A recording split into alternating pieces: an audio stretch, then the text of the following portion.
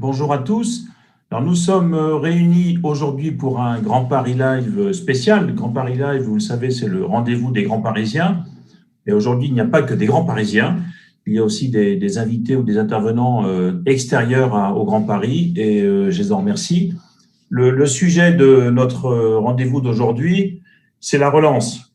La relance, tout le monde en parle depuis plusieurs mois et nous avons eu l'idée avec certains partenaires que je remercie d'avoir participé à cette opération, cette enquête. On a eu l'idée de se poser la question dès avant l'été 2020. Il y aura sans doute une relance, il y aura certainement une relance, mais quelle relance devra-t-il se mettre en place? Et reportez-vous 6 mois en arrière. Premier confinement, on arrive à sortir un petit peu au mois de juin-juillet. C'est à ce moment-là qu'on a élaboré notre questionnaire d'enquête pour essayer de sonder les intentions, les opinions des grands Parisiens sur le jour où il y aura une relance, qu'est-ce qu'il faudra mettre dedans. Alors, nous avons donc fait procéder avec une quinzaine de partenaires que je remercie, dont les noms vont s'afficher lorsque je vais passer la première diapositive, de diffuser ce questionnaire. Et nous avons, et je vais lancer le partage d'écran pour démarrer. Voilà, vous devriez voir la première page, je pense. Est-ce que l'on voit bien une... Parfaitement. Alors, je vais même la mettre en grand. Voilà. Donc, cette enquête, vous avez tous les partenaires qui sont là, mais ceux qui ont pu consulter le document d'enquête reverront l'ensemble des partenaires. Cette enquête, elle s'est passée de la manière suivante. La diffusion a été faite par l'ensemble des partenaires et une centaine de dirigeants ont répondu au questionnaire de manière anonyme. Ça s'est déroulé en gros de septembre à décembre 2020 et il ne s'agit évidemment pas d'un sondage, on est bien d'accord. Donc, il ne s'agit pas de dire avec certitude voilà ce qu'il faut faire ou pas. C'est une prise de température, une sorte de baromètre sur un moment donné, donc dernier trimestre 2020. Qu'est-ce que disent une centaine de dirigeants, on dirait de sachants, donc de personnes qui sont concernées par les questions du Grand Paris, sinon elles n'auraient pas répondu, sur la relance pour et dans le Grand Paris. Alors, nous avons exploré, vous le verrez, 4 séries de questions. Les leviers de la relance, le financement de la relance, la gouvernance du Grand Paris, et puis quelques questions sur l'avenir dans lequel nous sommes déjà aujourd'hui. Alors, cette séquence est une table ronde, donc il y a une quinzaine de participants qui sont dans la table ronde, et à l'extérieur, il y a plus de 120, je crois, personnes qui suivent en direct cette visioconférence, et il y aura évidemment un replay. Donc, je propose que je prenne la présentation de cette enquête pendant une petite quinzaine de minutes. Je vais essayer d'aller le plus vite possible pour condenser la présentation. Et ensuite, à tour de rôle, je demanderai aux participants de dire tout simplement ce qu'ils pensent des résultats et qu'est-ce que ça leur inspire. Alors, vous avez ici la liste des participants. Je ne la lis pas. Je pense qu'on pourra les voir au fur et à mesure. En tout cas, je les remercie d'être rentrés dans cette visio et de partager avec nous leurs sentiments sur ces résultats. Alors, première partie, les leviers de la relance. Les leviers de la relance par les activités économiques tout d'abord. On a demandé aux grands Parisiens, j'allais dire de manière assez classique, quels sont les secteurs qu'il faudrait aider en priorité. Alors, vous avez ici plusieurs couleurs qui montrent des familles, et vous avez les scores, vous aurez toujours les scores en pourcentage de réponse sur la droite. Première remarque, on voit des gros scores sur ce qu'on appelle les dépenses d'infrastructure, le hard, qui sont les travaux publics, les investissements, les équipements, l'immobilier, la construction. Et de manière très classique, on voit que ce sont ces secteurs-là qui recueillent le plus de suffrages. À égalité, un autre secteur d'activité très global qui recouvre à la fois la restauration, le tourisme, l'hôtellerie, salon, congrès, ce qu'on appelle le MICE, tourisme d'affaires, mais aussi le commerce de proximité, est à peu près à égalité, vous voyez, 44-46%. Et troisième couleur, ce qui est en jaune, Smart City, Green Economy, l'économie sociale et solidaire, l'agriculture urbaine. Point commun entre ces secteurs d'activité, d'abord, ils font un plus mauvais score que les autres. hein, et c'est bien les scores relatifs qu'il faut regarder, hein, il ne faut pas les regarder dans l'absolu. Et enfin, ce qui est en rouge, nouvelle économie, start-up digitale. Moi, qu'est-ce que m'inspirent ces résultats, dont j'aurais dit qu'il faut les regarder en position relative, hein. Ce qui est intéressant, c'est de voir qu'est-ce qui vient en premier et qu'est-ce qui vient en dernier, hein, c'est le ranking. Tout d'abord, c'est de dire que les grands Parisiens, j'allais dire, ils sont très basiques. Qu'est-ce qu'ils expriment comme priorité première? Ce sont les besoins premiers, je dors, je mange. Hein, c'est la pyramide de Maslow à 100%.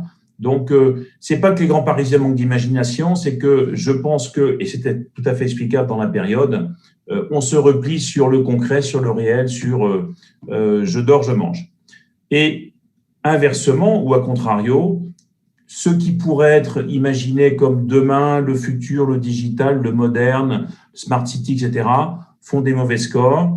Et donc, vous voyez, le digital se fait très, très clairement battre par le patrimonial. Le futur se fait battre par le présent. Et donc, on a des grands Parisiens très, très concernés par l'immédiat. À droite, une question sur faut-il garantir la pérennité des activités manufacturières existantes dans le Grand Paris? Question qui m'avait été suggérée par Grand Orly Bièvre, Antoine Valbon, que je salue, qui est parmi nous. D'accord avec cette idée, les 2/3, 63%. Donc, c'est un bon score, hein, la pérennité des activités manufacturières. En même temps, quand vous regardez le tableau à gauche, automobile, aéronautique, chimie, pharmacie, 7%. Donc, on a un écart entre le score relatif de la volonté des grands Parisiens ou de l'idée qu'ils se font qu'il faudrait relancer ces secteurs traditionnels d'industrie manufacturière, et peut-être à droite un score qui pourrait être interprété, je l'ai mis, hein, mauvaise conscience ou nostalgie. Hein.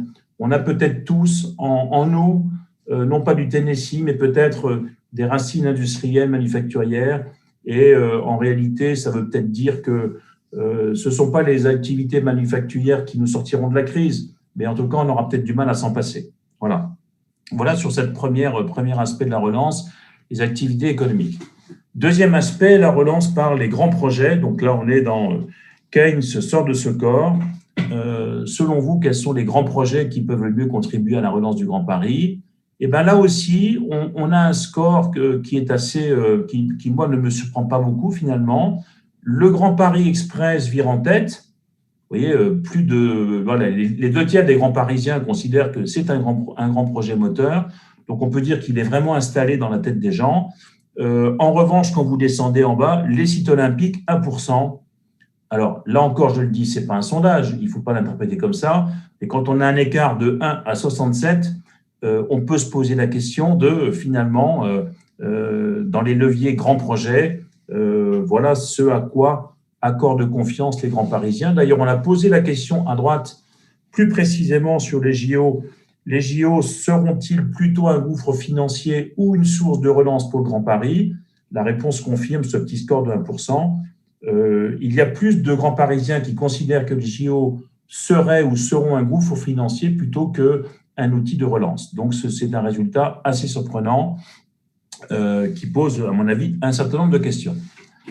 Troisième domaine, la relance par le vert. Le verdissement, qui, je vous le rappelle, a été un des grands thèmes de la campagne municipale, l'enquête ayant eu lieu quelques mois après les élections municipales, puis la constitution des communautés intercommunales. Alors, deux angles sur ce verdissement, l'angle mobilité et l'angle transition énergétique. Sur la mobilité dans le Grand Paris, sur quoi faut-il mettre l'accent? Là aussi, les grands Parisiens sont extrêmement réalistes et ont du mal à se projeter sur l'avenir. Qu'est-ce qu'ils nous disent? Ils nous disent, en priorité, il faut améliorer le réseau existant RER et développer les transports en commun en site propre. Ça, c'est du réel, c'est du concret, ça existe. C'est ce avec quoi on se promène tous les jours, hein, où on se transporte tous les jours. Et en revanche, et personnellement, c'est pour moi une source d'étonnement, le développement des véhicules à faible émission, le covoiturage, le remplacement des tramways par des bus écologiques, etc., les téléphériques urbains, tout ça font des scores qui sont relativement beaucoup moins importants que l'amélioration de l'existant. Donc, Là aussi, difficulté à se projeter sur l'avenir. Quant au champ de la transition énergétique, écoutez, là, c'est pareil. Hein, quand on demande sur quoi êtes-vous prêt à parier, la rénovation énergétique des bâtiments, 59%, le développement de l'hydrogène, 34%. Donc, moi, j'ai tendance à dire que le CO2 est encore vainqueur du H2. Hein, je parle aux ingénieurs. Et donc, ce n'est pas demain, la veille, que le H2 remplacera le CO2. La relance par le travail, maintenant. Quelles mesures de relance dans l'organisation du travail seraient les plus opportunes pour sortir de la crise? On regarde dans la diapositive à gauche, dans le tableau de gauche, en bas, ce qui est en rouge. Ce qui est assez étonnant, c'est que donc on est au dernier trimestre 2020, les gens sortent de périodes longues et fatigantes de télétravail, et il n'est pas question pour eux d'augmenter le temps de travail, de réduire les jours fériés, en gros de travailler plus. Ça nous renvoie à l'état d'esprit dans lequel on était, et dans lequel on est toujours d'ailleurs. Les grands Parisiens comme les Français sont fatigués, pour ne pas dire épuisés. En revanche, ce à quoi ils accordent davantage de confiance, c'est l'assouplissement des conditions de travail et c'est les mesures qui pourraient faciliter les recrutements, etc. Donc, on est plus dans la relance par des modalités de la souplesse que dans la réduction des jours fériés versus l'augmentation du temps de travail. Quand on demande aux grands Parisiens à droite sur cet écran, est-ce qu'il faut travailler au même endroit demain, c'est-à-dire au bureau, puisque c'était quand même jusqu'à l'année dernière, quand je dis bureau, c'est l'usine, hein, c'est aussi l'atelier, etc. Ces réponses sont assez intéressantes. Regardez en bas à droite. Il y a eu pendant plusieurs mois le mythe de la pièce en plus. On a tous beaucoup entendu parler de « Ah, demain, ce serait extraordinaire si partout dans les appartements qui sont trop petits, il y avait la pièce en plus pour le télétravail. » Et bien, bizarrement, la pièce en plus ne recueille que 24% des suffrages, alors que les tiers-lieux recueillent 40%. Et vous voyez que le télétravail, on est en fin 2020, n'est pas majoritairement accueilli par la population. Donc, ce que suggère peut-être ce résultat, c'est que ne nous emballons pas sur la pièce en plus, sur l'extension des appartements, sur tout ça. Peut-être que les grands Parisiens seront davantage tentés, et Mecca Brunel nous le disait lors de notre dernier Grand Paris Live, le télétravail, oui, mais pas à la maison. Donc, télétravail, ni au travail, ni à la maison, peut-être dans des tiers-lieux. La relance par l'urbanisme maintenant, et là, on a exploré différents sujets qui sont très classiques pour ceux qui s'intéressent à l'urbanisme, et on remarque là aussi une demande forte pour l'assouplissement des réglementations, la simplification versus l'augmentation, j'allais dire, en stock de la matière première que notamment représente le foncier. Qu'est-ce que je veux dire par là? C'est que vous voyez que la libération à marche forcée du foncier public, qui fait partie un peu des mythes, pour ne pas dire des serpents de mer, en tout cas sur le Grand Paris, recueille 39% des suffrages, je pense qu'il est pas mal, mais ça vient quand même derrière des mesures d'assouplissement ou de simplification. Ça veut peut-être dire que les grands Parisiens, là aussi, demandent plutôt des changements dans les process, dans la méthode, dans les circuits de décision, dans la mise en œuvre, donc dans tout ce qui est de la manière de faire les choses, plus que dans la création ex nihilo de matières premières qui n'existent pas ou qui n'existent plus ou très très peu. Les élus grands parisiens pourront peut-être nous le dire. Et on a justement à droite posé une question qui est une question un peu difficile, mais qui avait du sens. On a pas mal entendu parler à ce moment de l'année fin 2020. Rappelez-vous, reportez-vous, les municipales, une sorte de coup d'arrêt sur les prises de décision, évidemment, changement d'équipe municipale. Et certains opérateurs ont eu l'impression que les PLU, qui sont devenus des PLUI, un plan local d'urbanisme intercommunal de par la loi, finalement, avaient du mal à se mettre en place. Je parle bien du Grand Paris. Et donc, on a posé la question aux gens, selon vous, est-ce qu'il faudrait redonner la compétence PLU aux communes? Et on aurait pu s'attendre à ce qu'il y ait une majorité de gens qui disent, ben oui, si on redonnait la compétence PLU aux communes, ça pourrait accélérer la construction de logements. Eh bien, tout faux. Il y a un refus de cette hypothèse et le fait d'éventuellement redonner la compétence PLU aux maires est considéré plutôt comme un risque de frein à la construction de logements, ce qui est une réponse qui, à mon avis, surprendra peut-être. Est-ce que c'est la fin des maires bâtisseurs? Est-ce que c'est finalement le permis de construire est plutôt un permis de non construire? En tout cas, c'est une question qui se pose et ce résultat est une surprise. Deuxième partie de l'enquête, comment financer la relance? Alors, financer la relance, il y a le levier fiscal et social. Bon, la France étant champion du monde des prélèvements obligatoires, on ne pouvait pas ne pas poser cette question. Et vous le voyez dans les résultats, est-ce qu'il y a des mesures à prendre en matière fiscale et sociale pour accompagner ou effectuer cette relance? Bien évidemment, le levier de l'augmentation des prélèvements, qui serait la main gauche, si vous voulez, sans faire de jeu de mots, obtient un score très très faible, oui, c'est du 10-15%, alors qu'au contraire, et je mets là aussi des guillemets, la main droite est très clairement pour une demande de baisse des charges sociales, baisse de la TVA, exonération fiscale, etc. Qu'est-ce que ça veut dire? Ça veut dire que vraisemblablement les grands Parisiens auraient du mal à accepter que la relance soit financée par un accroissement des prélèvements, qu'ils soient fiscaux ou sociaux. Ce n'est pas trop une surprise, je pense. Deuxième champ qu'on a interrogé, est-ce que pour financer la relance, les citoyens, les habitants pourraient avoir un rôle d'une part, et est-ce que des entreprises aussi pourraient avoir un rôle? Alors la question des habitants, on a posé la question, est-ce que l'idée d'un grand emprunt régional aurait du sens?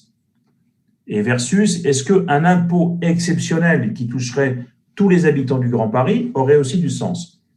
Il y avait une réponse très surprenante, je trouve. Bon, l'impôt exceptionnel, 10%, ça, c'est tout à fait cohérent. Les gens ne veulent pas d'impôt supplémentaire. Mais il y a presque un Grand Parisien sur deux, en tout cas dans notre panel, qui serait d'accord pour une idée d'un grand emprunt régional qui servirait à financer la relance en Île-de-France. Ça nous fait penser que ça fait très longtemps qu'il n'y a pas eu de grand emprunt pour financer quoi que ce soit d'ailleurs en France, alors que l'épargne, notamment des ménages, est très importante pour des tas de raisons mécaniques, notamment de baisse de la consommation de l'année dernière. Et quand à droite, on pose la question assez classique, faut-il laisser les grandes entreprises investir directement aux côtés de la puissance publique? Alors là, c'est un score soviétique.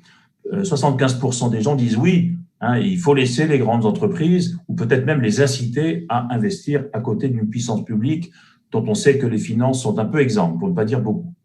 Troisième partie, les réformes institutionnelles, et je sens d'ici la curiosité et l'impatience de certains élus qui sont avec nous.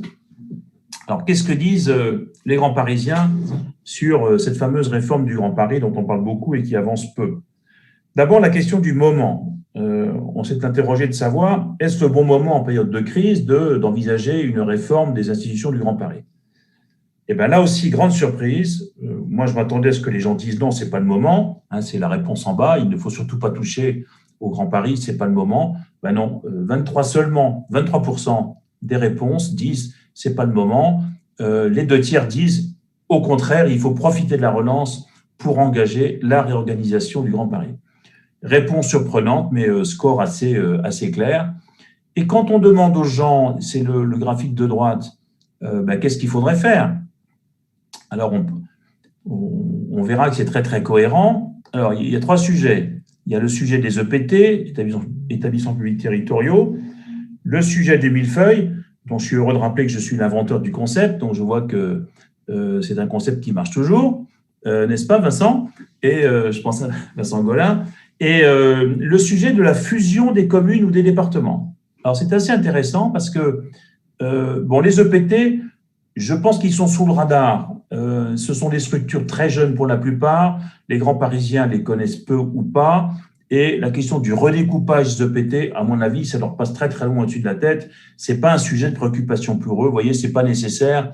Le score pas nécessaire est très important. Donc, mettons de côté ce sujet qui, à mon avis, n'est pas prioritaire. En revanche, la suppression des couches du millefeuille, 90%, c'est la somme du vert et du bleu. C'est-à-dire qu'entre indispensable et utile, 90% des grands Parisiens disent il faut supprimer une couche.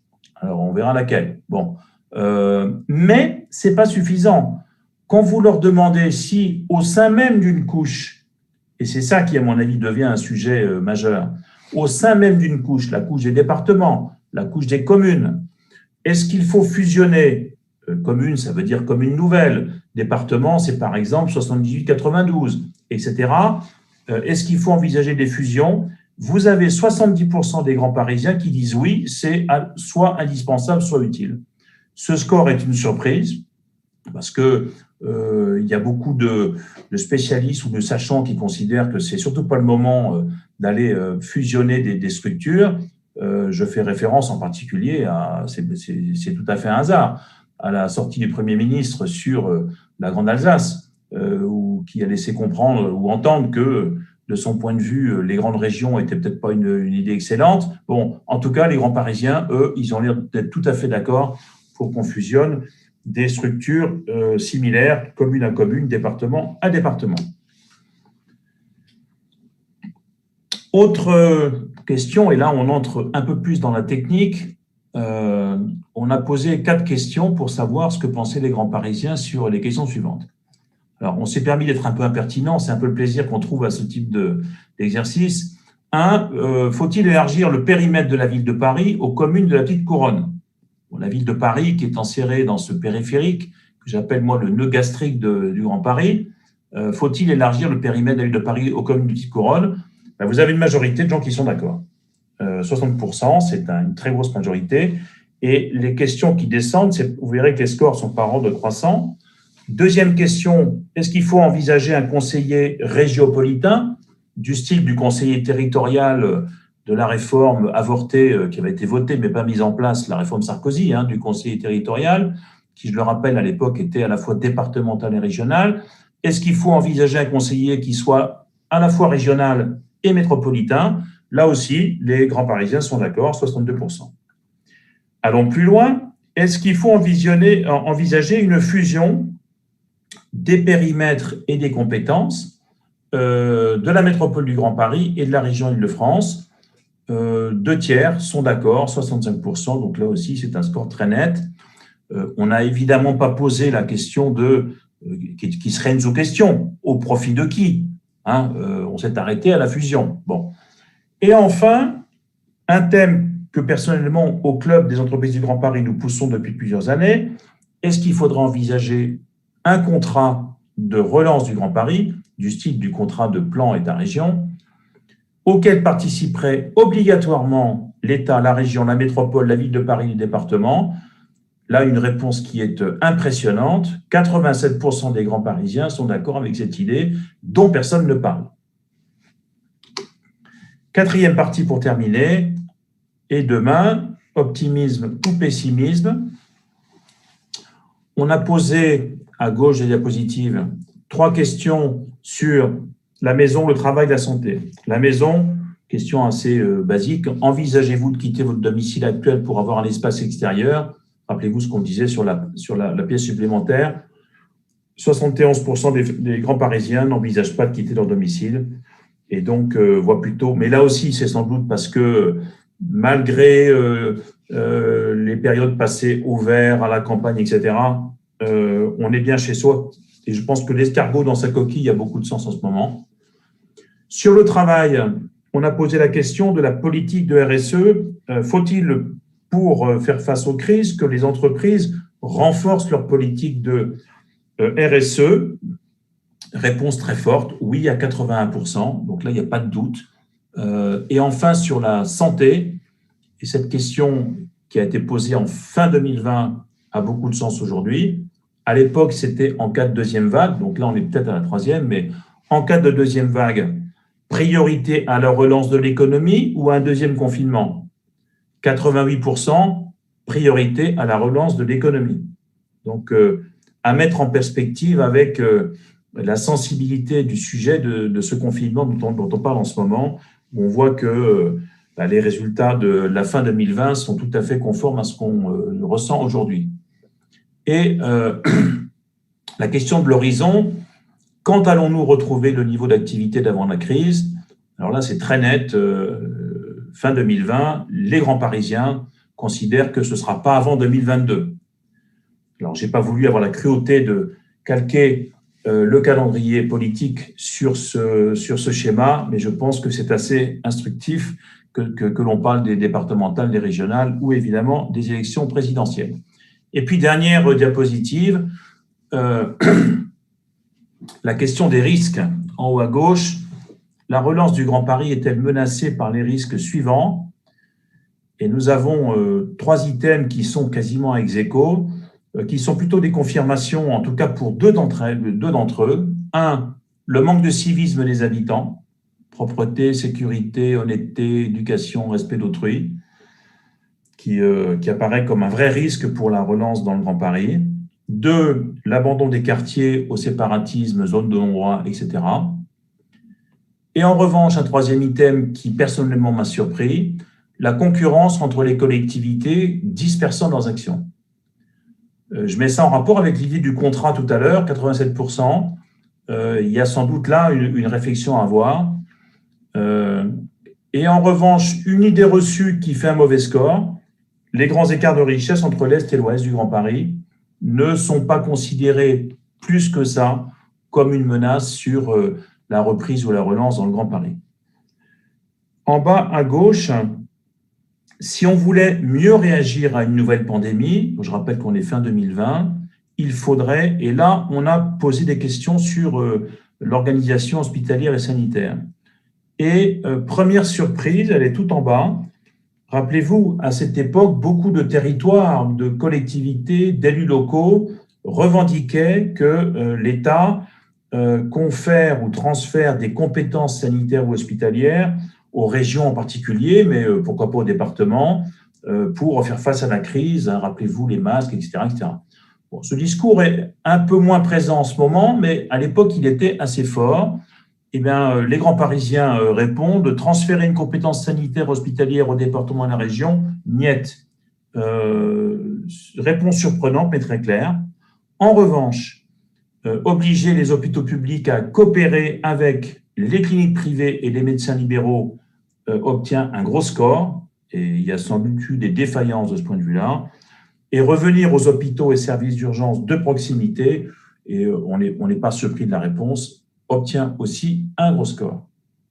Dernier schéma, êtes-vous confiant dans la capacité des élus locaux à s'entendre pour prendre chacun à son niveau des décisions cohérentes qu'impose la relance? Alors là, on a un score assez mitigé.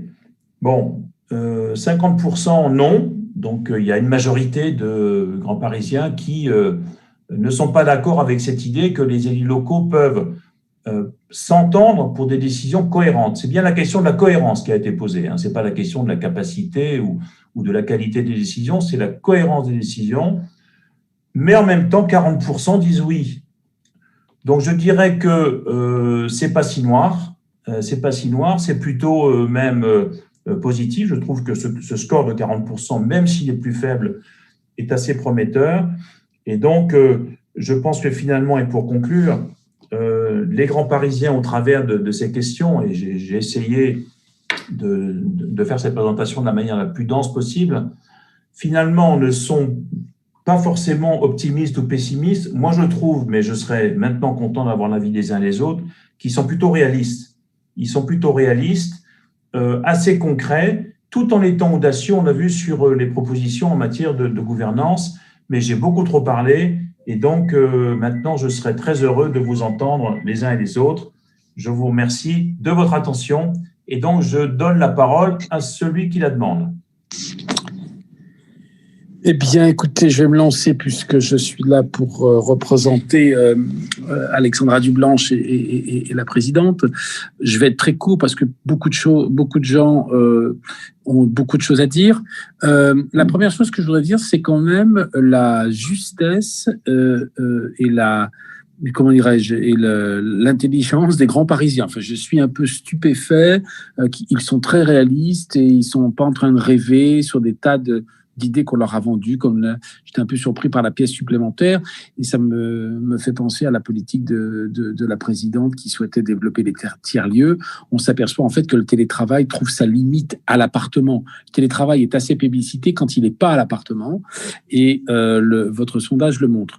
Assez réaliste sur des priorités comme faire travailler les hôpitaux ensemble. J'ai été assez surpris, assez réaliste, et ça je suis très content aussi sur la politique que la région Île-de-France mène sur la relance de l'économie, puisque nous on a quand même un plan pas un plan, on a dépensé 1,6 milliard pour les entreprises en région Île-de-France. On a, à ce jour, au moment où je vous parle, on a aidé 600 000 entreprises. Donc là, je suis assez content de voir que les grands Parisiens sont à la fois sensibles, comprennent. Là où je trouverais que sur les politiques, ça nous appelle à beaucoup d'humilité, même si vous dites que 40% nous font confiance, 50% ne nous font pas confiance. Et donc, ça nécessite effectivement moi, ce que j'en lis, je peux me tromper, mais ce que j'ai lis, ils ont compris que la succession des niveaux de décision empêchait les élus locaux d'avoir des visions d'ensemble. C'est un peu ce que je ressens, si vous voulez, à la lecture. Alors, c'est bien sûr une interprétation assez personnelle, mais pour faire un peu de politique et pour faire pas mal de campagnes électorales, j'ai toujours entendu un certain doute de la part de nos électeurs sur, à force de multiplier les échelons de décision, eh bien, des visions d'ensemble sont assez difficiles. Je pense effectivement que c'est pas un problème de compétences qu'ils nous reconnaissent, effectivement une problématique de possibilités. J'ai effectivement pas été surpris. Alors, j'ai pas été d'abord surpris par les Jeux Olympiques. Les Jeux Olympiques n'ont jamais, dans aucun sondage, été vus comme quelque chose de positif. Je suis assez surpris. Enfin, pour avoir quand même vu à la fois l'engouement et la qualité des infrastructures que les villes mettent en place lorsqu'il y a des Jeux Olympiques. Moi, je me souviens de Londres il y a quelques années.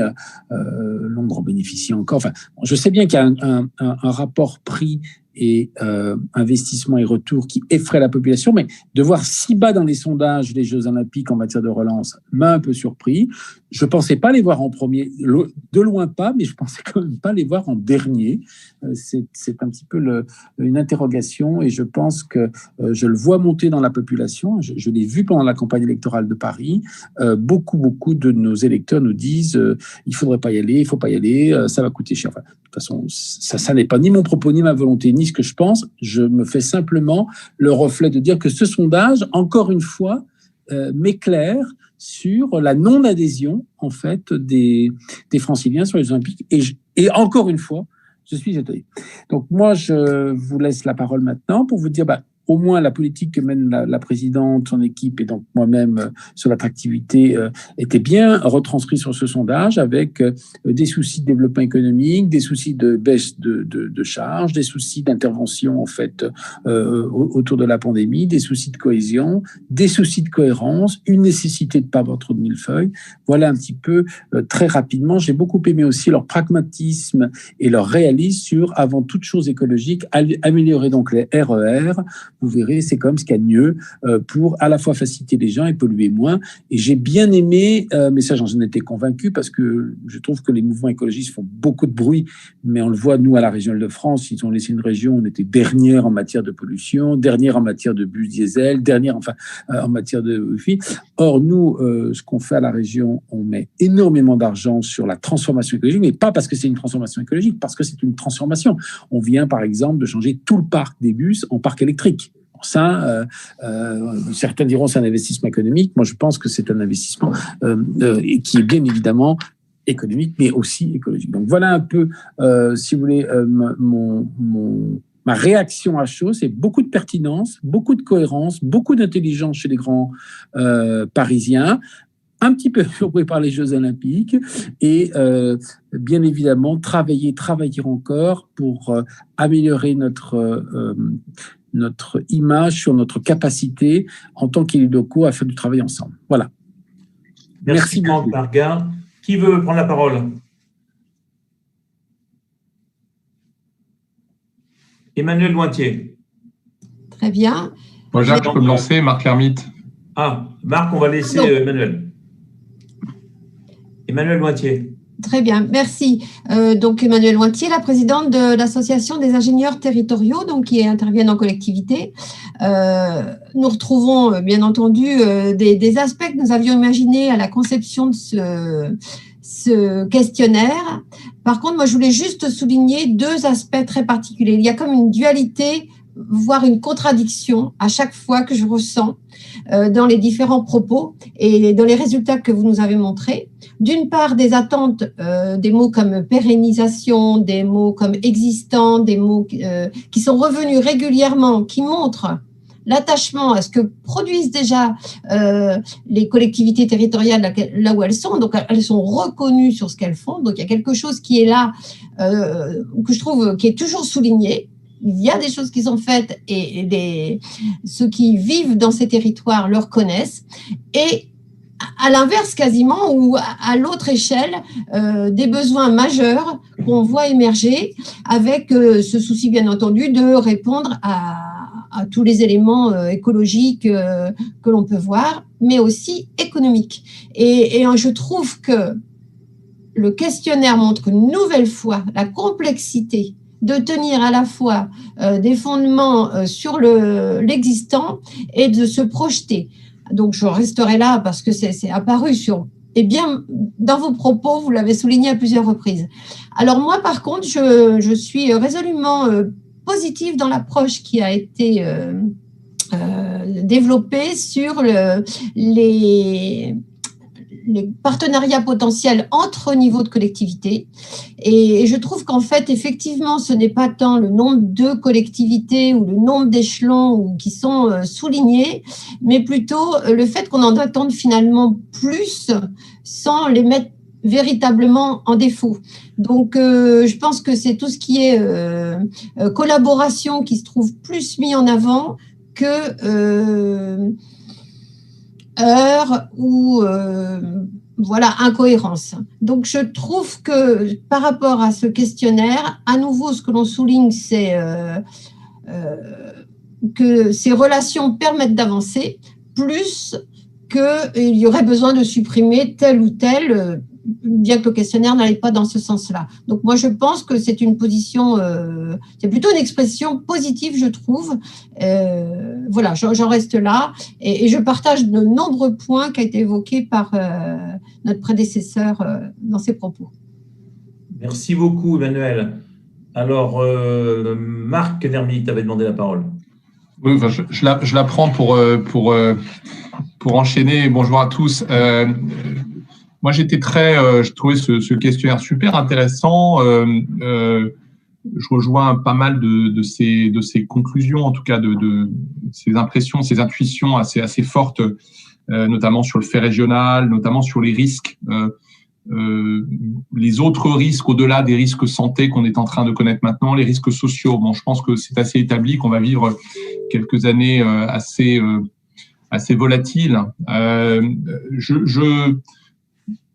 Pour travailler avec un certain nombre de nos grands clients industriels ou dans l'industrie des services sur la réorganisation mondiale ou européenne de leur supply chain, de leurs implantations, pour les appeler comme ça, je sens pas le même enthousiasme sur la relocalisation que ce que les 78% de grands Parisiens ont appelé de leur vœu. Alors c'est probablement un bon vœu, mais je pense qu'il faut qu'on soit assez prudent, assez modeste, en tout cas pas seulement en tant que Français, en tant qu'Européens, sur le fait que c'est pas en ce moment que ça se passe. C'est pas dans les conditions actuelles, mais aussi parce que défaire toutes ces supply chains, c'est très coûteux. C'est un peu contradictoire avec le sens de l'histoire et de la croissance qu'on trouve, par exemple, en Asie. Et donc, je pense il faut qu'on calme un tout petit peu le jeu, qu'on se calme un tout petit peu et qu'on essaie d'attraper quelques projets emblématiques, donc quelques secteurs très emblématiques qui sont faits d'industriels français ou étrangers, bien sûr. Et là, avec de la réglementation, un certain nombre d'incitations, parce que c'est une grande bataille européenne. En ce moment, tous les pays européens sont à l'affût de ces projets-là. Vous imaginez bien dans un marché de l'investissement qui est quand même assez dépressif pour 2021 et peut-être 2022. Moi, ce que je peux peut-être ajouter en éclairage de nos débats, évidemment avec un angle économique, Jacques, ça ne t'étonnera pas, c'est que c'est abordé dans le questionnaire. Je pense qu'il faut qu'on soit extraordinairement attentif et au chevet des secteurs, des activités, des marqueurs, dirait mon ami Vincent Angolin, de notre attractivité intrinsèque, c'est-à-dire celle des grands Parisiens qui y sont depuis toujours et des entreprises, des acteurs économiques, des salariés, mais aussi ceux qui nous découvrent ou nous voient d'ailleurs. Et je ne vous étonnerai pas en disant tourisme, culture, probablement aussi une idée de l'éducation. Et ce sont les secteurs les plus dramatiquement exposés à la crise en ce moment, dont une étude qu'on a révélée hier sur le monde de la culture, les industries culturelles et créatives, montre que un gros tiers ne se relèvera pas de la situation actuelle. Je ne veux pas être trop catastrophiste, j'ai aussi quelques lueurs d'espoir dans cette étude et dans le questionnaire, je m'en arrêterai là. Je pense qu'il faut être très près de la balle en ce moment sur justement notre face internationale, notre présentation internationale, et je veux être un peu rassurant. Tous nos débats internes qui sont politiques, qui sont de citoyens, qui sont entre groupes, entre les pros, les antis, ceux qui ont des idées, ceux qui ont de l'expertise, ceux qui pensent en avoir, qui n'en ont pas, ça se voit pas trop à l'extérieur de nos frontières. C'est heureux. Ce qui se voit, c'est que la France plutôt se tient assez bien dans les médias internationaux, dans les autres capitales, chez mes copains d'EY ailleurs. On pense que la France s'en sort assez bien, croyez-le ou non, c'est assez rassurant. Et je pense qu'il faut faire très attention à ça parce qu'il y a quand même un mouvement Brexit qui s'accentue en ce moment. Et donc, il faut qu'on soit, pendant que la crise nous touche de plein fouet et que la relance s'avance. Avant la relance, il faut de la reprise. Donc, il faut rassurer sur le 3 à 5 mois avant de promettre à 3 à 5 ans, être très attentif à ça. Et mon dernier point, c'est que en parfaite cohérence avec ce que dit le questionnaire, moi, je vous confirme que dans toutes nos activités aujourd'hui, de conseils, de transactions, d'accompagnement à la transformation, la tech française, la French Tech, je vais l'appeler comme ça, fonctionne très bien. Record historique sur les levées de fonds de capital risque pour les jeunes startups technologiques françaises. On pourrait même toucher la première place européenne dans un horizon de 18-24 mois, ça serait historique et formidable.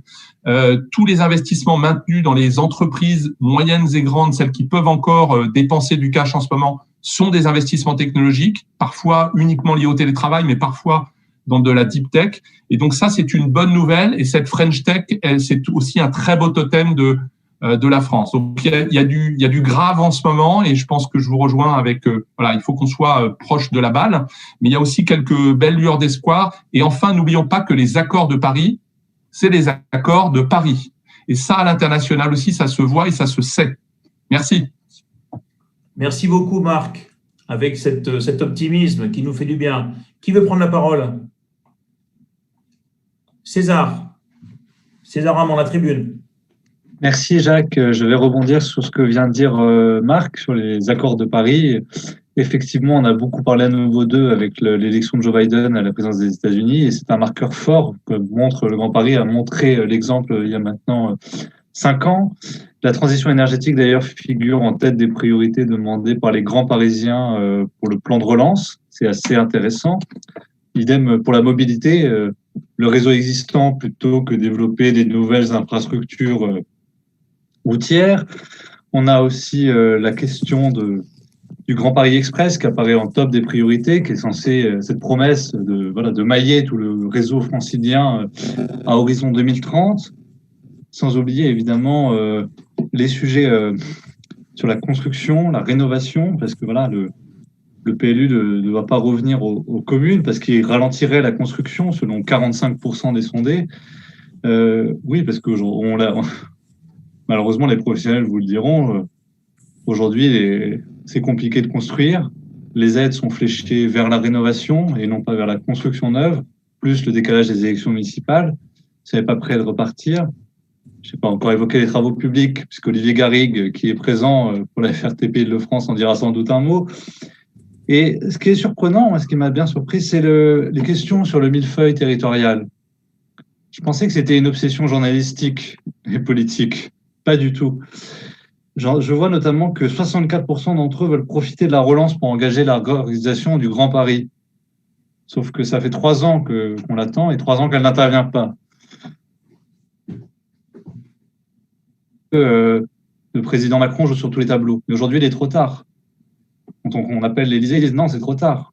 Il y a beau avoir des propositions de députés En Marche pour supprimer la métropole du Grand Paris. On dit non, c'est trop tard, on ne soutiendra pas. On avait beau dire que c'était un instrument pour Jean-Michel Blanquer et sa campagne des régionales. Pareil, tous les étages du gouvernement ont dit non, on supprimera la métropole du Grand Paris. Alors que faire? Puisqu'il y a des plans climat, air, énergie à tous les étages. À la ville de Paris, les établissements publics territoriaux, la métropole, à la région. C'est le bordel. Excusez-moi, je sais qu'on est diffusé en direct et qu'ensuite il y a des replays. Voilà, peut-être qu'il faut un grand choc de simplification. C'est très subjectif et on peut se le permettre ce soir. Merci, Jacques. Merci beaucoup, César. Geoffroy Boulard avait demandé la parole. Monsieur le maire et vice-président de la métropole. Voilà, j'espère que vous m'entendez. On vous écoute, on vous entend.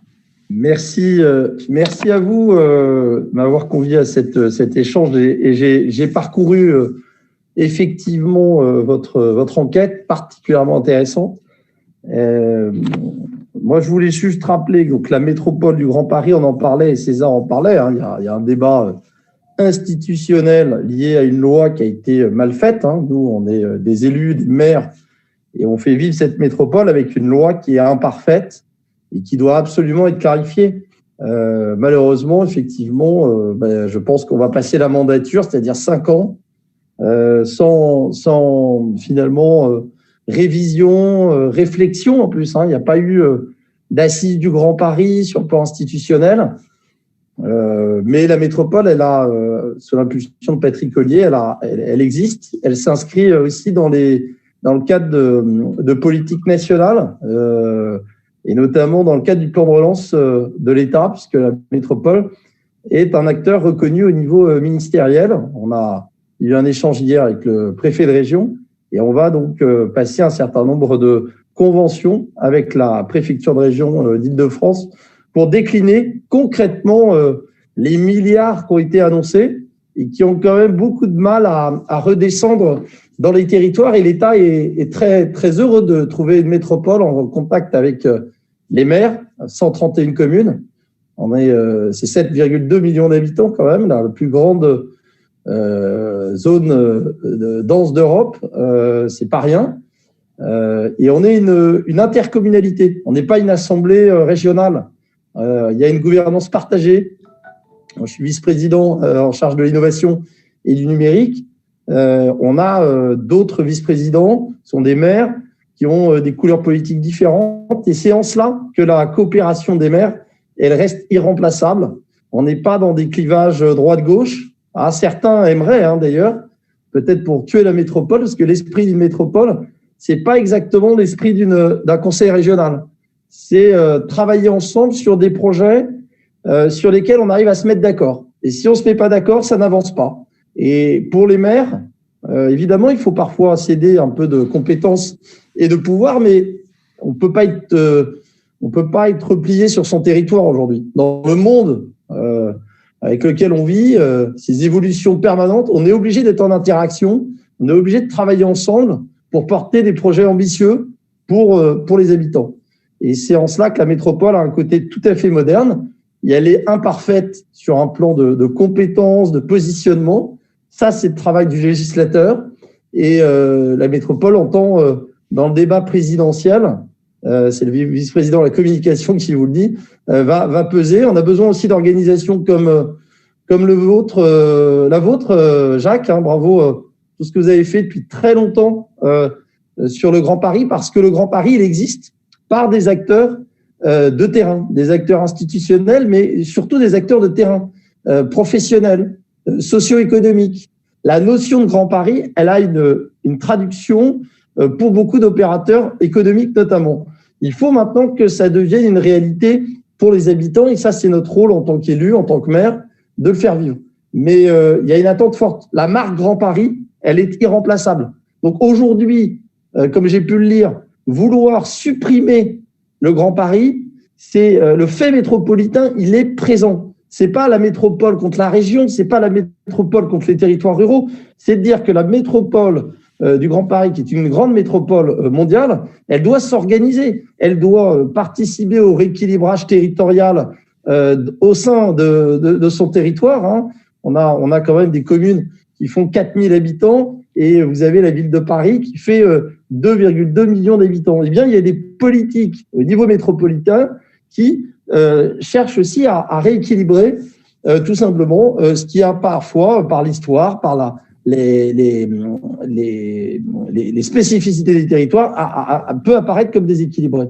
C'est ça la métropole du Grand Paris. C'est un territoire qui tend vers l'excellence, qui n'est pas une administration. Hein. Nous, on n'est pas le conseil régional avec des fonctionnaires. On a une équipe de 100 personnes.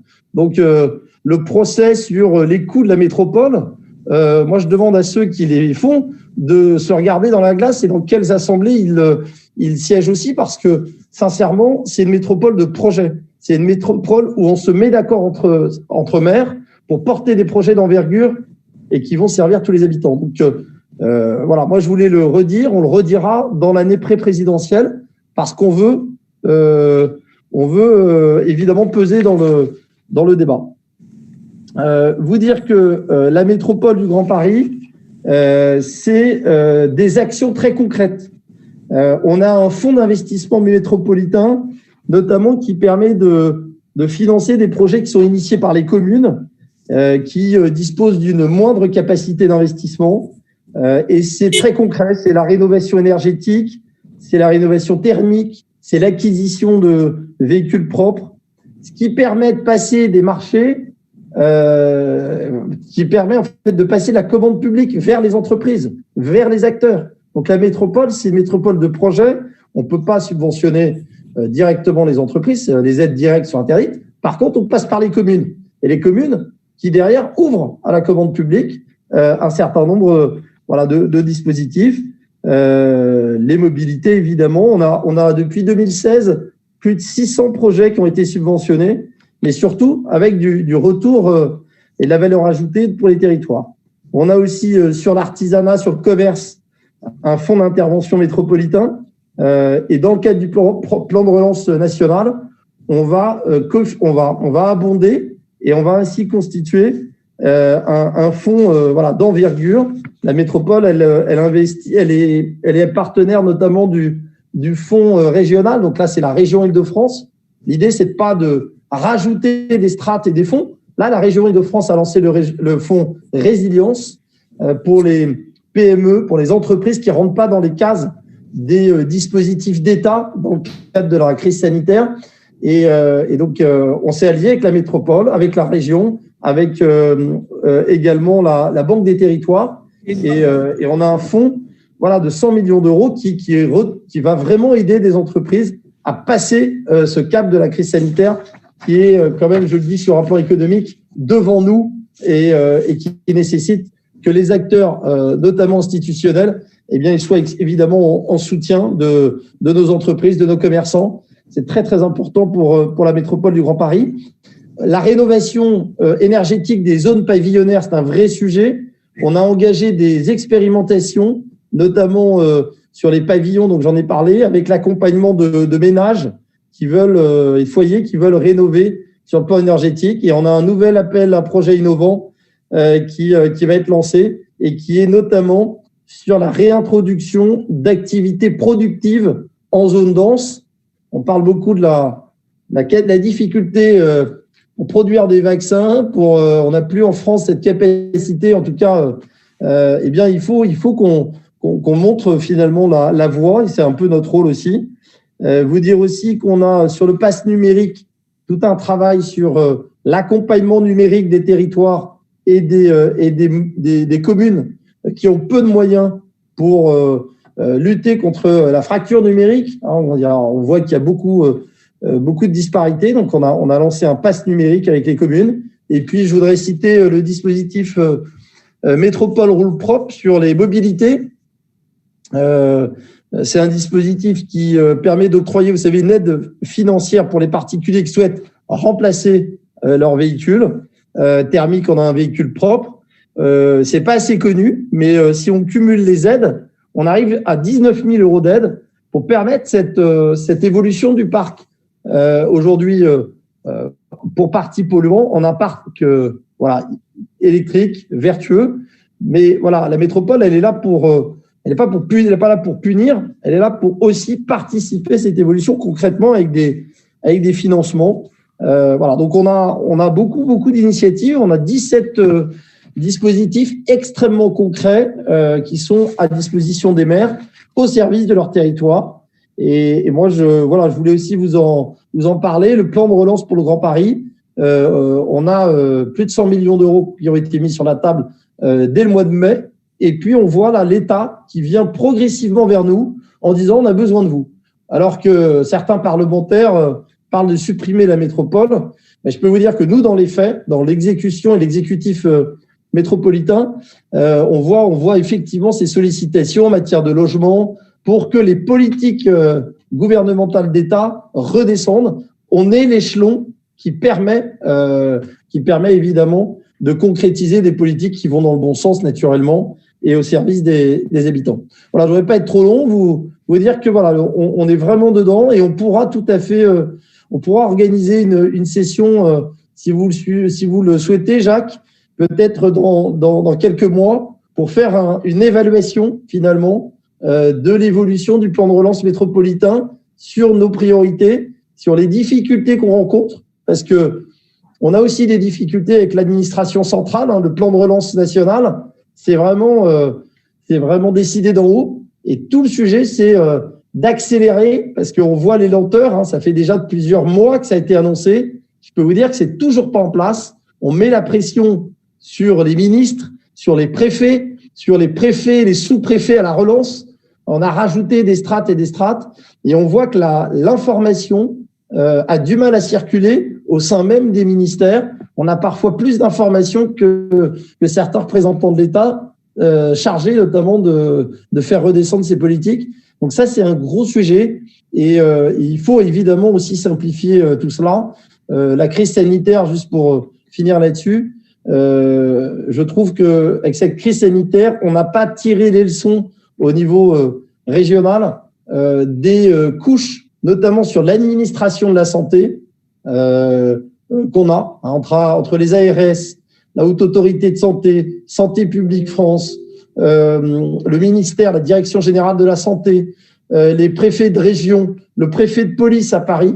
Je peux vous dire que on voit cette superposition administrative et c'est très très lourd. On perd beaucoup de temps, on est moins agile et je trouve qu'on n'a pas tiré des conséquences de la crise, notamment des masques, des tests, et que dans les vaccins et la campagne de vaccination qui a été très poussive et qui est toujours très poussive, on a toujours les mêmes équipes en fait. Et dans une entreprise, on ne tolérerait pas cette manière en fait de gérer une crise, de gérer un projet. Là, c'est un projet évidemment très important parce qu'on touche à la santé des habitants. Et ça, c'est un sujet sur lequel on est assez nombreux chez les maires à demander une évolution de toutes ces strates administratives qui nous font perdre beaucoup de temps et d'efficience. On a vu avec les maires qu'on était capable de monter des centres de vaccination rapidement en respectant un protocole. Et on a vu que ça ne suivait pas en fait côté État, alors que c'était l'État qui nous avait demandé de nous mettre en ordre de marche avant de nous accuser maintenant de faire de la communication sur finalement des opérations qui sont au service des habitants. On n'a pas d'enjeux électoraux. Nous, les élections municipales sont derrière nous. Et donc, il y a encore beaucoup de poids bureaucratique, mais la métropole du Grand Paris n'est pas du tout inscrite dans cette logique-là. On est dans une métropole de projet et on le fait avec l'accord des maires. Si on n'est pas d'accord, on n'avance pas, ce qui nous oblige, nous, évidemment, au-delà de nos étiquettes politiques, nos territoires, à essayer de se mettre d'accord pour faire avancer un certain nombre de politiques. Voilà. Merci en tout cas, Jacques. Merci, Geoffroy. Un maire succède un maire. Je propose à Jean-François Vigier qui nous a rejoint, maire de Bure-sur-Yvette, et qui a de nombreuses casquettes, qui était entre autres ancien président du Forum, qui est aussi conseiller régional. Jean-François, qu'est-ce que ces réflexions t'inspirent? Bonsoir. Salut Jean-François. Bonsoir mes chers collègues. Bonsoir Jacques. Bonsoir mesdames, messieurs. Bon, je vais pas faire le contre-argumentaire que vient de développer mon collègue. Ce qui est sûr, c'est que ce qu'on voit, et je l'ai vécu en tant que président du Forum métropolitain en 2017, qui était l'année qui suivait la première année de mise en œuvre de la métropole, c'est qu'en fonction de l'endroit où on se trouve, on n'a pas forcément la même appréciation de l'organisation territoriale. Mais comme mon prédécesseur vient de le dire, de toute façon, il va falloir régler la question. À la faveur d'un an 2 de la loi NOTRe, cette question doit être réglée. Il y a une métropole, il y a une région. Aujourd'hui, les 3 compétences stratégiques d'une métropole, développement économique, transport, tourisme, sont à la région. Donc voilà, est-ce qu'on part vers une métropole régionale? Est-ce que le fait métropolitain est régional ou est-ce que le fait métropolitain, il est sur Paris, la petite couronne? La question devra être tranchée. Je pense qu'il faut qu'elle soit tranchée rapidement parce que ça peut être un déclic aussi sur l'organisation à venir. Je veux pas m'attarder sur cette question. Par contre, dire combien j'ai trouvé que les résultats de l'étude qui avait été menée faisaient preuve de maturité et de réalisme de la part des responsables publics et privés qui y ont répondu. Ça, j'ai été très favorablement étonné et je tiens à dire que les résultats sont tout à fait intéressants. Il faut en tout cas y mettre en avant certains dysfonctionnements dont on vient de parler actuellement sur notamment le millefeuille administratif, parce que indépendamment de la coexistence métropole-région, se pose aussi aujourd'hui une réflexion sur une gouvernance territoriale qui soit adaptée aux réalités. Peut-être faut-il s'appuyer aussi sur cette sortie de crise, comme il est indiqué aussi dans ce sondage, pour mettre les choses à plat dans bien des domaines et essayer de rebâtir une organisation peut-être plus cohérente. Donc, la réforme territoriale sera à faire, mais je pense qu'elle ne sera pas suffisante. Et elle doit être impérativement accompagnée, quelle que soit la forme qu'elle prendra, d'une augmentation de la décentralisation. Et la crise vient de le montrer, que les collectivités locales, à leur niveau, régions, départements, EPCI, communes, sont particulièrement réactives lorsqu'on est en situation de crise comme celle qu'on connaît. Et elles ont montré qu'elles étaient capables d'apporter des solutions concrètes à nos concitoyens. Mais il nous faudra pour cela desserrer le carcan administratif d'un pays qui est organisé depuis des siècles en État centralisé, concentré, et qui délègue très, très difficilement des compétences et aux collectivités locales. Donc, il y a toute une histoire à revoir et il nous faudra une nouvelle étape très importante de décentralisation. Et alors, je ne parle même pas du projet qui est quasiment mort-né de loi 4D qui n'apporte pratiquement rien en termes de nouveaux pouvoirs aux collectivités locales. Je voudrais juste attirer votre attention sur un point qui me paraît important. Je crois que César Armand en parlait il y a quelques minutes. C'est la question de la relance qui doit passer par l'urbanisme et le verdissement du Grand Paris. Oui, il est difficile de construire aujourd'hui et il y a des pans entiers de l'Île-de-France, je pense, où il va devenir de plus en plus difficile de construire. Non pas seulement à cause des lois ou des modalités d'accompagnement ou des différentes aides. Il va être de plus en plus difficile de construire parce que je pense que nos concitoyens ne supportent plus qu'on construise. Et il est de plus en plus difficile maintenant et de plus en plus long de mener des opérations d'urbanisme. Cela va d'ailleurs de pair avec le verdissement du Grand Paris, c'est-à-dire toutes les opérations qui consistent à travailler sur l'énergie, travailler sur les espaces verts, le retour du vert dans les villes, dans les espaces périurbains. Et là aussi, ces deux choses s'accompagnent, c'est-à-dire que au fur et à mesure où nos concitoyens demandent le retour de la nature en ville, ils demandent maintenant le retour de la nature à ville dans des endroits où c'était construit. Donc, il va être de plus en plus difficile d'identifier des secteurs de construction. Et je vois que dans mon territoire, à Paris-Saclay, ces questions deviennent vraiment au cœur des politiques publiques et il nous faut beaucoup travailler avec nos concitoyens pour arriver à construire. Donc, on aura besoin, je le dis très clairement, pour réussir à construire, on aura besoin d'un travail en totale confiance avec les promoteurs. Il nous faudra impérativement construire des projets qui font la part belle à la nature, qui font la part belle au vélo, qui font la part belle à la recréation de la diversité. Bref, je pense qu'il y a des nouveaux projets à inventer en matière d'urbanisme. Voilà, je ne veux pas être beaucoup plus long. Cher Jacques et mesdames et messieurs, merci de cette invitation en tout cas, mais je suis avec beaucoup d'intérêt les suites du travail que tu mènes, Jacques, parce que toutes tes initiatives sont vraiment très intéressantes et cette étude l'est particulièrement. Merci. Merci beaucoup, Jean-François.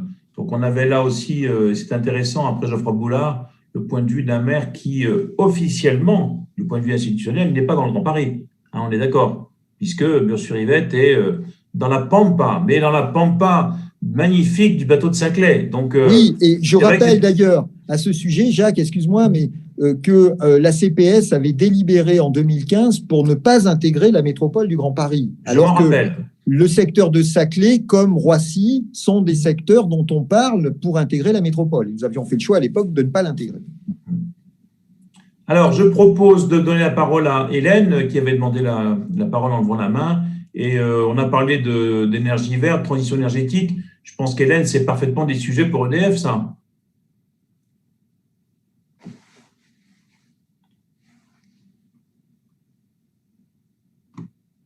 Excusez-moi, j'avais le piège, j'avais le micro coupé. Merci Jacques. Bien évidemment, oui, quelques rebonds sur cette étude et puis sur les sujets énergétiques. Mais pour faire court, moi je vais cibler sur deux résultats qui m'inspirent et dont on n'a pas encore parlé. 81% pensent que les entreprises doivent renforcer leur politique de RSE. Et ça, je trouve que c'est un sujet clé. Certains sont exprimés avant moi sur les risques sociaux, sur le besoin d'inclusion, le besoin de solidarité. Et nous, énergéticiens industriels, avec les valeurs de service public, d'engagement,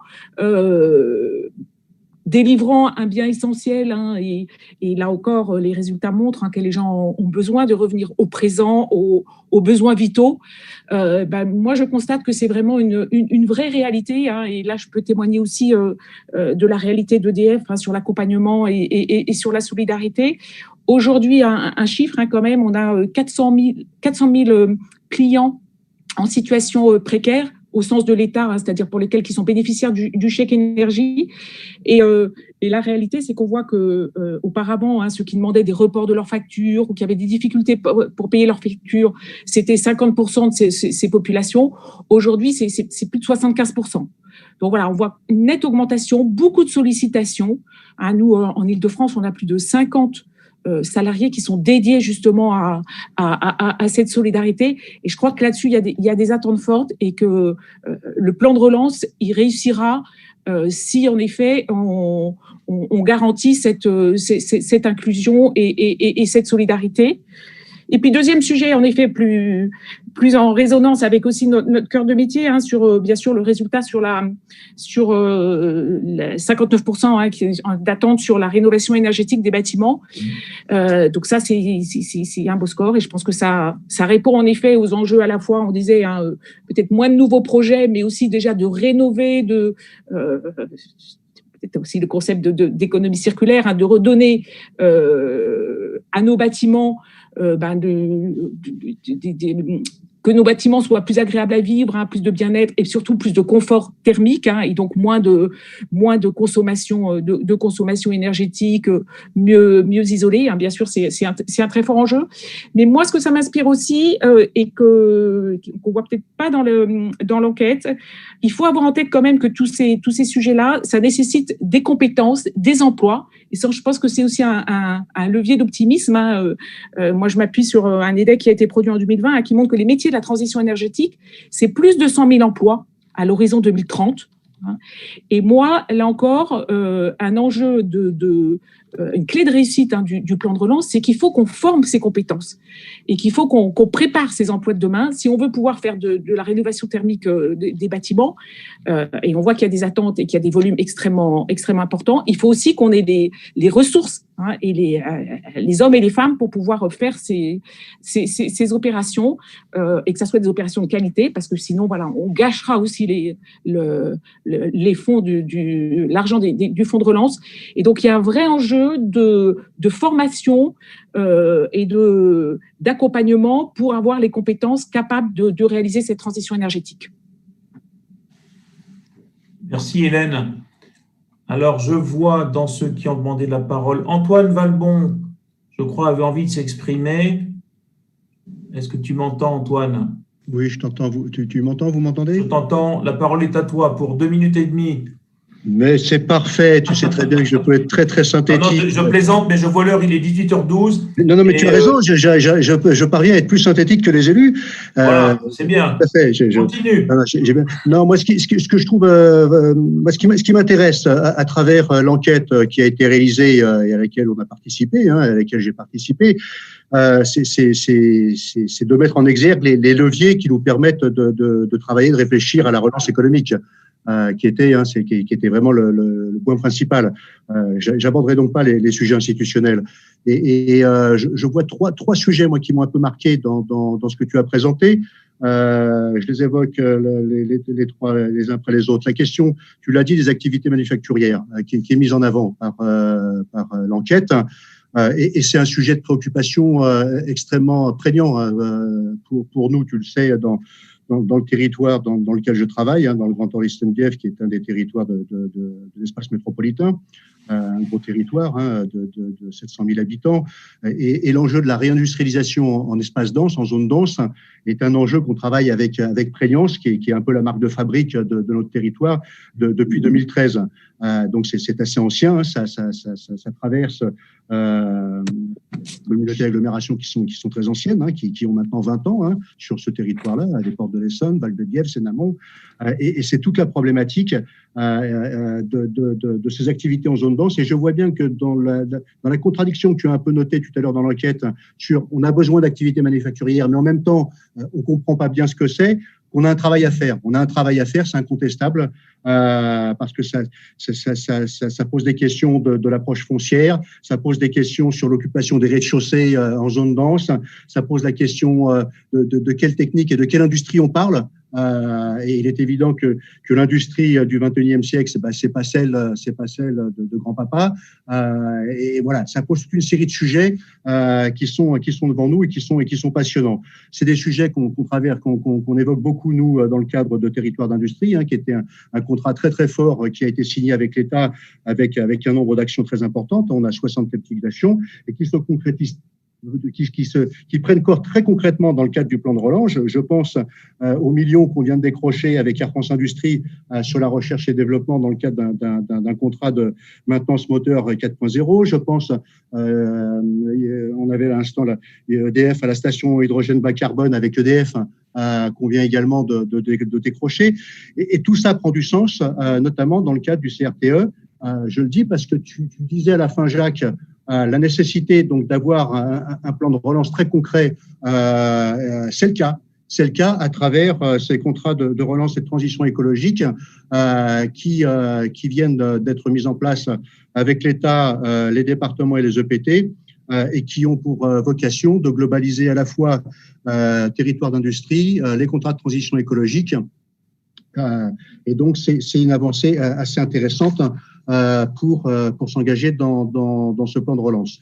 La deuxième remarque que je peux faire à travers l'enquête, c'est la question de ce que demandent les entreprises et de ces enjeux de proximité, et notamment quand tu présentais pas les revendications, mais les approches fiscales. Je pense qu'il y aurait intérêt à regarder de près, parce que on a enquêté de façon un peu séparée sur les besoins des entreprises, sur les approches fiscales. On l'a fait de façon séparée par rapport aux besoins sur les conditions d'implantation des entreprises. Or, dans les discussions que nous avons avec les entrepreneurs, on voit bien que c'est difficile de séparer ces deux sujets. Quand on discute, et tu le sais qu'on le fait énormément de par la vocation de notre territoire, les grands sujets qui reviennent avant la fiscalité, c'est les sujets d'implantation, c'est les sujets des équipements publics qui entourent l'environnement entrepreneurial, c'est le sujet de l'habitat et des logements qu'on est en capacité d'offrir aux futurs salariés, les sujets liés à l'environnement autour des entreprises, et je le vois très concrètement autour notamment du grand projet partenarial d'aménagement autour du Grand Orly. On a des approches avec de gros acteurs industriels, je ne citerai pas lesquels puisque c'est assez confidentiel, mais les sujets qu'on évoque avec eux, je vous assure que ce ne sont pas des sujets fiscaux. Ce sont vraiment des sujets qui permettent véritablement à ces entreprises d'être accueillies. Et donc, je trouve qu'il y a quelque chose à creuser dans l'enquête qui a été réalisée. Le troisième enseignement que je regarde avec intérêt de l'enquête, je crois que c'était à la fin, quand tu évoquais notamment la demande, le regard sur les grands travaux à travers notamment le Grand Paris Express, et le fait que le plan de relance que les moteurs du plan de relance vont être des gros objets tels que le Grand Paris Express. Je crois que c'est un vrai sujet. C'est un vrai sujet qu'on a devant nous avec l'État et vis-à-vis de l'État, où effectivement le constat qu'on fait aujourd'hui, nous, des territoires, c'est que on a du mal à faire comprendre que la relance doit passer par ces grands projets. Alors c'est un peu, on revient dans l'histoire et il y a des moments importants du XXe siècle, mais autant je vois avec la DSIL, il y a un certain nombre de sujets qu'on a pu faire progresser, qui sont des sujets à 1 million, 500 000, 2 millions, mais sur les grands sujets qui, pour nous, sont des moteurs du plan de relance, à l'image de ce que tu as noté sur le Grand Paris Express, et là, je pense à nos grands contrats d'intérêt nationaux, où à chaque fois, il y a un grand sujet. Contrat d'intérêt national des Ardoines, il y a le gros sujet du déplacement du dépôt pétrolier. C'est évidemment, on est plus près de 100 millions que d'1 million. Il y a un triage qui pose la question de la logistique pour la métropole parisienne et comment demain on va desservir en produits de première nécessité les Parisiens, les grands Parisiens. C'est la question d'une voie de dessert qui est posée et c'est 50 millions sur la table. Sur le CIN Campus Santé, c'est la question de la Redoute, sur lequel on a le ministère des Armées qui s'accroche comme une sangsue. Et là, c'est aussi plusieurs dizaines de millions qui sont posés. Le PPA du Grand Orly, qu'on travaille d'ailleurs avec la communauté d'agglomération du plateau de Saclay, comme quoi il y a des convergences très fortes. C'est évidemment là aussi plusieurs centaines de millions. Donc voilà, je pense qu'il y a un gros effort à faire pour convaincre l'État qu'aujourd'hui, la relance, elle doit passer par un coup d'accélérateur sur ces grands projets. Merci Antoine. Vincent Gollin a demandé la parole. Ensuite, je crois, la FRTP, Olivier Garrigue. Et je vous propose qu'on termine à 18h30 maximum, dans 10 minutes. Vincent. Merci Jacques, bonsoir à toutes et à tous. Très rapidement, l'enquête est en effet très très riche et je partirai un petit peu de ton introduction, Jacques, où tu nous dis mais finalement les Français, les grands Parisiens ont été très keynésiens, c'est-à-dire qu'on leur pose la question de la relance de l'économie, on y va et on a un peu l'impression qu'en effet on est dans des recettes qu'on connaît, qu'on maîtrise par de l'investissement lourd et massif. En fait, quand on regarde un petit peu, avec cette question que soulignait Franck Margin tout de même, des JO, on voit bien qu'il y a quand même un enjeu de la capacité à faire comprendre peut-être à nos concitoyens que ça n'est pas simplement un événement, une grande fête qu'on prépare sur une période très courte, mais on travaille vraiment à travers ça sur des retombées de long terme sur le territoire. Et l'exemple britannique est particulièrement éclairant, au même titre que nos amis barcelonais d'il y a maintenant de nombreuses années.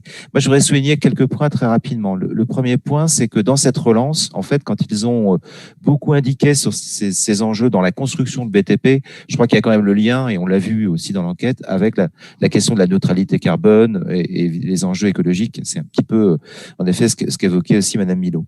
Le deuxième point qui me tient à cœur en ce moment, et qui fait peut-être le lien avec ce que disait Monsieur Boulard récemment, et puis Monsieur Valbon, finalement, c'est que je pense que les Franciliens, ils ont besoin de qualitatif. C'est pour ça qu'ils disent qu'il faut investir sur les RER, il faut investir sur l'urbanisme, etc. Mais c'est pas pour faire ce qu'on a fait dans les années 50, 60, 70. C'est pour un urbanisme non pas du geste, mais de la personne et de l'individu.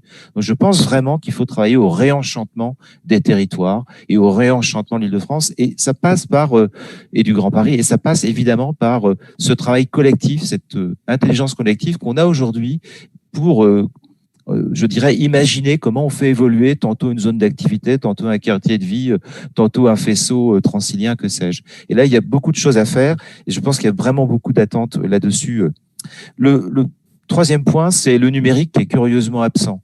Mais en même temps, c'est presque paradoxal parce que finalement, on est passé quand même d'un capitalisme de la division internationale du travail, cher aux économistes, à aujourd'hui un capitalisme numérique.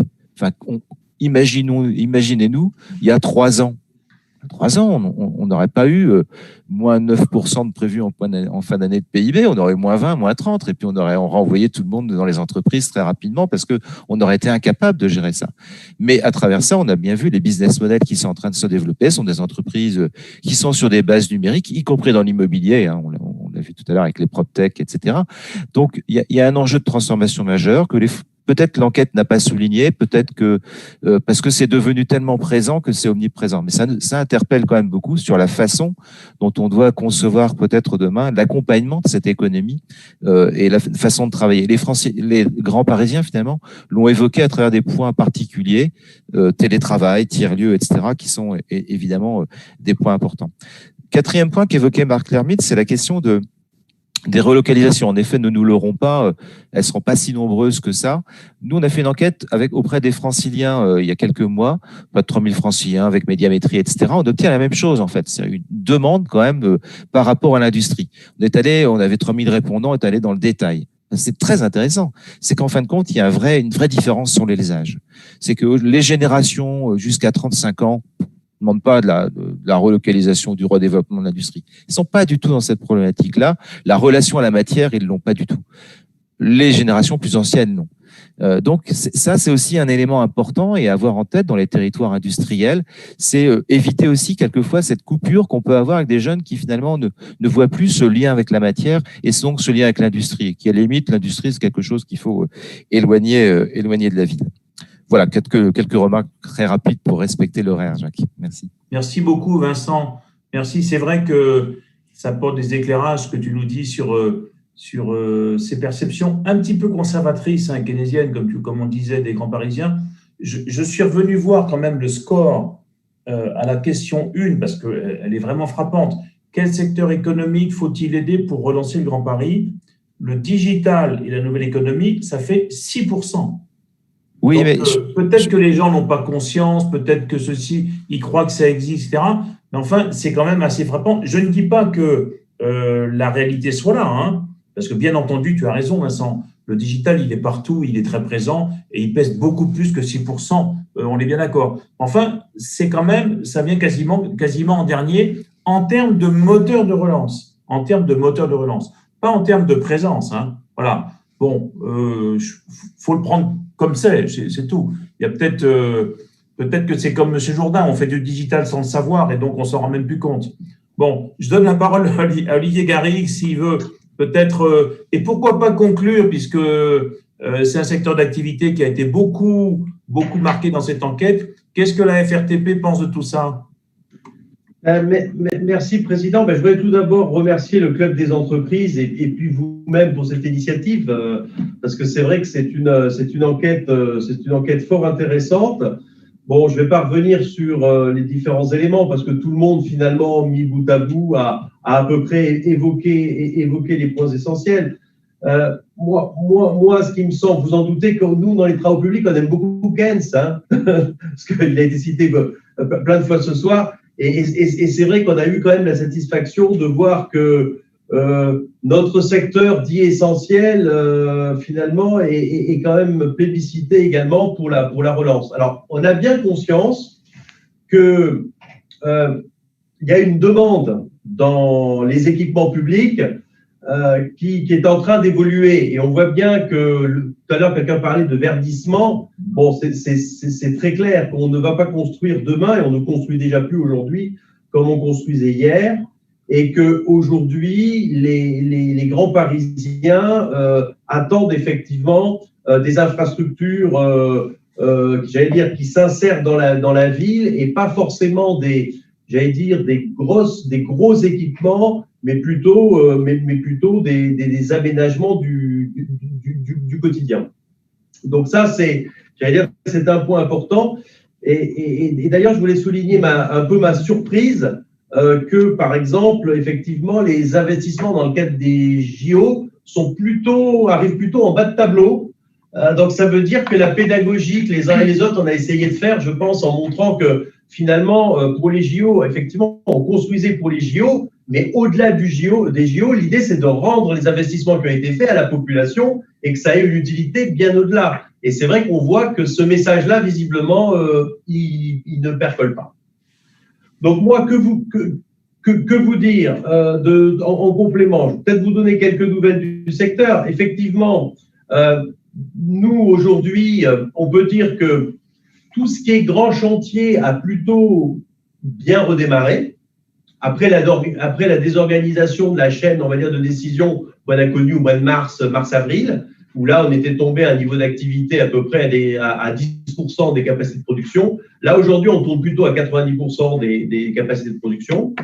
Nos inquiétudes aujourd'hui portent davantage sur ce que j'appelle les chantiers du quotidien, et c'est presque ceux qui sont plébiscités dans votre, dans votre sondage, c'est-à-dire tous les travaux d'amélioration qualitative, que ce soit au niveau des réseaux d'eau potable, d'assainissement, que ce soit au niveau de l'énergie, par exemple, que ce soit au niveau des parkings relais, parce qu'il est évident que, notamment avec les métropoles du Grand Paris, avec le maillage qu'il y a des grands réseaux ferrés, il va être assez essentiel, effectivement, de créer en périphérie des parkings relais pour que, les habitants de deuxième couronne puissent facilement permuter, abandonner la voiture pour vite passer sur un mode transport en commun ou autre. Voilà. Donc ça, pour nous, c'est des éléments importants. Vous parliez tout à l'heure du numérique. Moi, je voudrais quand même souligner qu'en Île-de-France, il y a encore une fracture numérique. Et moi, je le vis avec mes collaborateurs, puisque certains font du télétravail, et il n'y a pas besoin d'aller très loin pour s'apercevoir que le haut débit, c'est loin d'être partout. Donc, c'est vrai que j'ai du mal à m'expliquer que le numérique arrive si bas. Mais bon, on va dire, il faut prendre les résultats de l'enquête comme ils sont. Ce que je voulais vous dire, c'est qu'aujourd'hui, le plan de relance, nous, on en attend évidemment beaucoup. On a évalué ça à peu près à 1,2 milliard pour les travaux publics en Île-de-France. Mais je ne vous cacherai pas qu'on voit qu'aujourd'hui, ça a du mal quand même à se mettre en œuvre et qu'on imagine les premiers effets plutôt en fin d'année 2021, voire en 2022. Et on est assez cohérent avec avec les grands Parisiens qui imaginent un retour entre guillemets, à la normale en 2022. Voilà.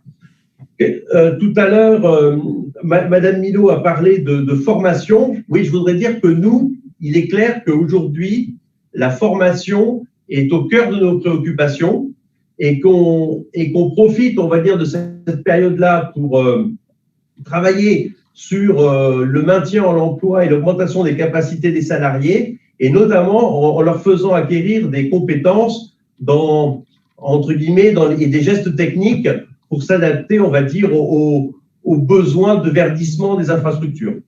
Donc voilà, donc ça c'est une tendance lourde qu'on voit arriver dans nos formations.